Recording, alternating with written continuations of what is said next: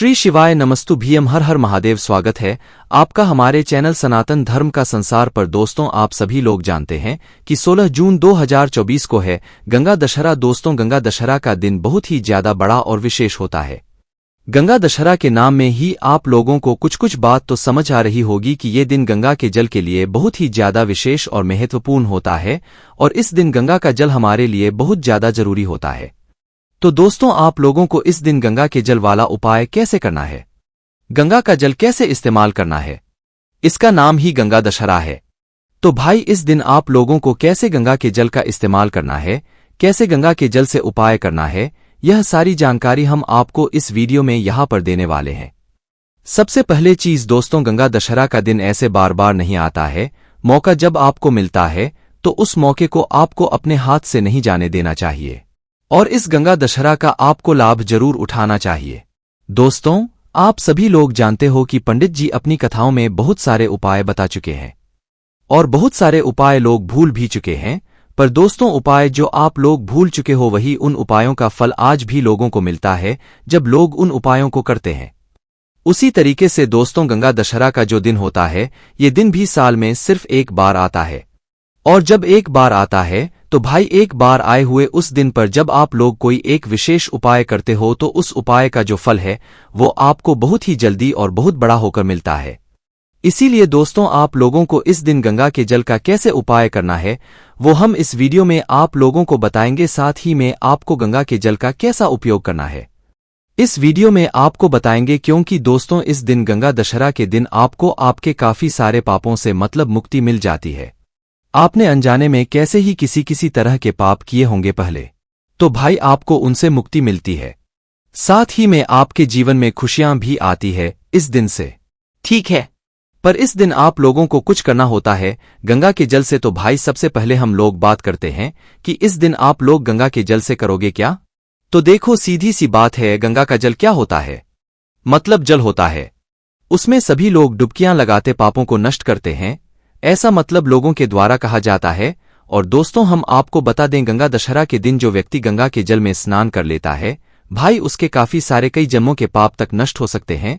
हम हो सकते हैं, कह रहे हैं, होंगे या नहीं होंगे, ये आपके ऊपर निर्भर करता है कि आप किस मन से डुबकी लगा रहे हो, किस मन से गंगा दशहरा के दिन गंगा के अंदर मतलब डुबकी लगाने आप लोग गए हुए हो। तो इस दिन अगर गंगा नदी के अंदर आप लोग स्नान कर हो, डुबकी लगा रहे हो, तो भाई इस दिन गंगा स्नान करने का बहुत ही बड़ा और विशेष फल जो है हमें देखने के लिए मिलता है और डुबकी लगाने का भी बहुत ही बड़ा और विशेष महत्व यहां पर हमें देखने के लिए मिलता है। पर दोस्तों, ये बात तो उन लोगों के लिए होगी जो लोग गंगा दशहरा के दिन गंगा नदी में स्नान करने के लिए जाएंगे या आसपास रहते होंगे, तो भाई वो गंगा नदी में स्नान करने के लिए चले जाएंगे। पर उन लोगों के लिए क्या जो गंगा नदी में स्नान करने के लिए ना जा सकें, या वो लोग इस दिन मतलब ना जा रहे हो गंगा स्नान में, तो उनके लिए क्या हो सकता है, वो एक काम कर सकते हैं कि भाई सभी लोगों के घर में गंगाजल तो जरूर उपस्थित रहता है। आप किसी तीर्थ स्थान पर गए हुए होंगे तो भाई आप वहां से गंगाजल जरूर लेकर आए हुए होंगे, ठीक है।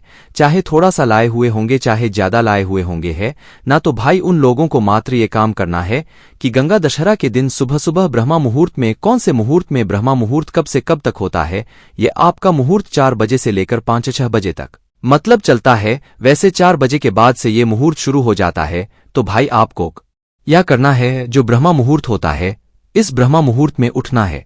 चलो ब्रह्मा मुहूर्त में उठ जाओ तो भी ठीक है, नहीं भी उठो तो भी 5 बजे उठो, 6 बजे उठो, 7 बजे उठो, 8 बजे उठो। पर गंगा दशहरा के दिन आप लोगों को ये वाला काम जरूर करना है। क्या करना है, आपके घर में जब आप लोग मतलब गंगाजल तो रखा हुआ होगा ना, तो गंगाजल को निकाल लेना। गंगाजल को निकालने के बाद दोस्तों आपको क्या करना है, अगर आपके पास देखो 2 तरीके से यहां पर बात निकल कर आती है कि अगर आपके पास ज्यादा मात्रा में गंगाजल है तो एक अलग बात होगी और आपके पास कम गंगाजल है तो एक अलग बात होगी। सबसे पहले हम उसके बारे में बात करते हैं कि अगर आपके पास ज्यादा मात्रा में गंगाजल है, आप किसी तीर्थ स्थल पर गए हुए होंगे, तो भाई वहां से आप लोग अच्छी मात्रा में, ज्यादा मात्रा में गंगाजल लेकर आए हुए होंगे। तो मात्र आपको करना क्या है, जब आप लोग सुबह सुबह स्नान करने के लिए जाओ तो अगर आपके पास ज्यादा मात्रा में गंगाजल रखा हुआ है तो क्या करना है, आप लोगों को एक लोटा लेना है, उस लोटे के अंदर पूरा फुल गंगाजल भर लेना है।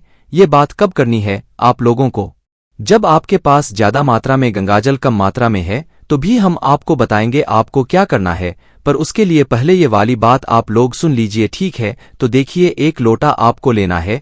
उस लोटे के अंदर आप लोग पूरा गंगाजल भर लीजिए। पूरा गंगाजल भरने के बाद आपको ये करना है, इस लोटे को अपने ऊपर मतलब धीरे धीरे करके एक धरा से डालते जाना है। ये गंगाजल आपके पूरे शरीर को स्पर्श होना चाहिए और मतलब अपने आप वो नीचे चला जाएगा, जमीन पर चला जाएगा है ना। तो क्या करना है, इस पूरे गंगाजल को अपने सर पर डाल लेना है। जिस तरीके से आप नहाते हो ना, तो आपको क्या करना है, जो एक लोटा गंगाजल आपके हाथ में है, इसके अंदर और कोई जल नहीं होना चाहिए। अगर आपके पास ज्यादा मात्रा में गंगाजल है तो सिर्फ और सिर्फ गंगाजल से ही आप पूरा एक लोटा जल भर लीजिए, ठीक है? गंगाजल भर लीजिए और गंगाजल भरने के बाद फिर इसको अपने सर पर एक धारा से धीरे धीरे करके डाल लीजिए, जिससे कि आपके पूरे शरीर पर ये गंगाजल लग जाए। देखो दोस्तों, गंगा दशहरा के दिन गंगा का जल जब आपके शरीर पर स्पर्श होगा तो आपके काफी सारे पाप नष्ट होंगे। आपके शरीर में जो रोग और बीमारियां होंगी वो भी दूर हो सकती है। बहुत ही बड़ा और महत्व होता है गंगा दशहरा के दिन, और गंगा दशहरा के दिन गंगा नदी में स्नान करने का विशेष महत्व होता है। गंगा नदी में स्नान ना भी कर पाओ तो गंगा नदी का जो जल होता है उससे एक बार स्नान करने से या उसका कुछ भाग जो है अपने शरीर पर स्पर्श करने से भी हमें बहुत ज्यादा लाभ होता है। तो उसी तरीके से हम आपसे कह रहे हैं कि ज्यादा मात्रा में गंगाजल है तो एक लोटा गंगाजल भरो और अपने ऊपर डाल लो, ठीक है? और ऊपर डालोगे, एक धार से धीरे धीरे करके डालोगे तो वो आपके पूरे शरीर को स्पर्श होता हुआ चला जाएगा, ठीक है? उसके बाद में आप लोग जो है बाद में अपना जो भी स्नान है वो कर सकते हो। ऐसा कर सकते हो कि पहले आप लोग जो है मतलब अपना स्नान कर लो, फिर बाद में गंगाजल डाल लो। पर ये सही नहीं रहेगा, ये सही यही रहेगा कि जब आप स्नान करने चाहो तो सबसे पहले आप अपना भाई एक लोटा गंगाजल ही डालो, वो ज्यादा बेहतर रहेगा। अब आप अपने हिसाब से जैसे करना चाहो, पहले गंगाजल डालना चाहो तो पहले डाल सकते हो, बाद में डालना चाहो तो बाद में डाल सकते हो, है ना? हाँ, ऐसा कर सकते हो कि पहले आपने एक लोटा पूरा गंगाजल अपने सर पर डाल लिया, उसके बाद में कुछ गंगाजल की बूंदे आप अपने उस नहाने वाली बाल्टी में भी डाल लो, जिससे आप लोग नहाने वाले, क्योंकि एक लोटा से तो आप नहा नहीं सकते, तो भाई एक लोटा आपके पूरे शरीर में स्पर्श हो गया। उसके बाद में जिस बाल्टी से आप नहा रहे हो, जिस पानी से आप नहा रहे हो, उसके अंदर भी कुछ बूंदे गंगाजल की आप लोग डालकर फिर उससे स्नान करो। इससे आपको पूर्ण फल मिलेगा। इसके बाद में दोस्तों अब हम बात करते हैं उन लोगों के बारे में जिनके पास ज्यादा गंगाजल नहीं है, कम गंगाजल है।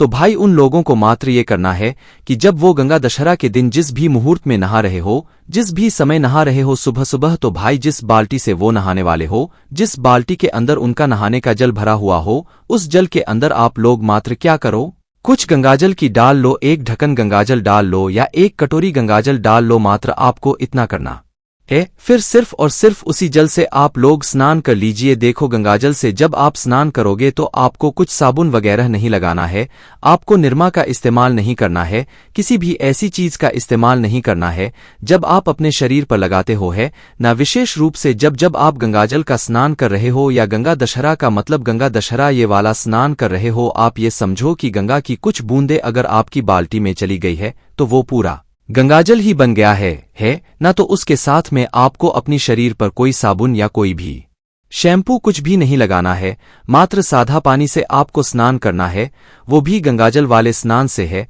ना? गंगा दशहरा के दिन इस तरीके से आप लोगों को स्नान करना है। हमने आपको दोनों तरीके बता दिए हैं, ज्यादा गंगाजल है तो वैसे करना है, और गंगाजल है तो अपनी बाल्टी में जल मतलब कुछ बूंदे गंगाजल के डालकर उससे स्नान करना है। आपको पूर्ण फल मिलेगा और आपके पाप भी नष्ट होंगे और आपके जीवन में सुख और शांति भी बनी रहेगी। और ये काम घर के सिर्फ एक सदस्य को नहीं बल्कि सभी सदस्यों को करना है। गंगा दशहरा का बहुत ही बड़ा और विशेष महत्व होता है। अब ये तो बात हो गई खुद लिए कि हाँ, हमने इस दिन गंगा स्नान कर लिया गंगा दशहरा के दिन, ताकि हमारे जीवन में सुख और शांति बनी रहे, हमारे पाप भी नष्ट हो जाए। अब बात आती है, क्या इस दिन हम गंगा के जल से कुछ उपाय भी कर सकते हैं? बिल्कुल कर सकते हैं, और उपाय का जो आपको फल है वो भी बहुत जल्दी मिलेगा, क्योंकि आप गंगा दशहरा के दिन ये वाला उपाय कर रहे हो। आप सभी लोग जानते हो कि जो पंडित जी उपाय बताते हैं वो शिव जी से जुड़े हुए बताते हैं, तो भाई शिव जी से जुड़ा हुआ उपाय है। तो भाई सीधी सी बात है कि इसमें हमें गंगाजल का बहुत ही बड़ा फल मिलने वाला है।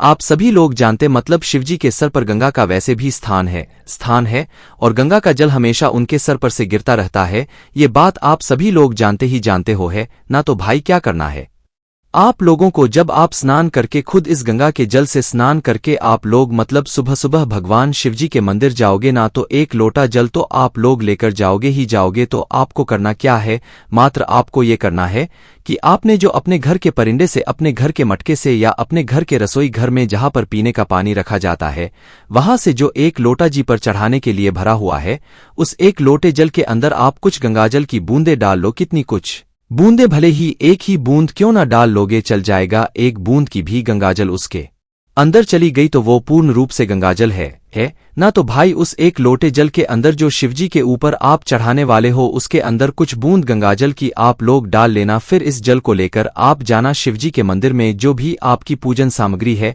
वो आप लोग लेकर जा सकते हो। गंगा दशहरा के दिन गंगा का जल शिव पर चढ़ाने का हमें बहुत ही बड़ा फल मिलता है।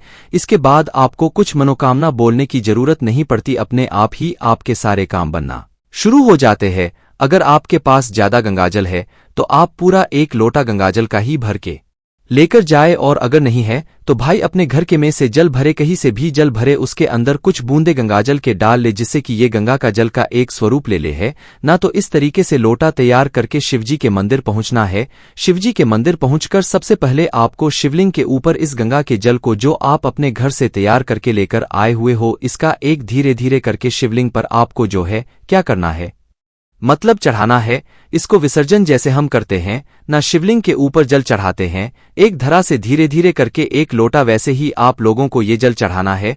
कुछ भी अलग नहीं है, बस जल्दबाजी नहीं करना है, आराम से जल चढ़ाना है। जैसे ही आप लोगों का वह गंगाजल चढ़ जाता है, गंगाजल चढ़ने के बाद आपको क्या करना है, आपकी जो भी पूजन सामग्री है वो शिवलिंग पर चढ़ानी है।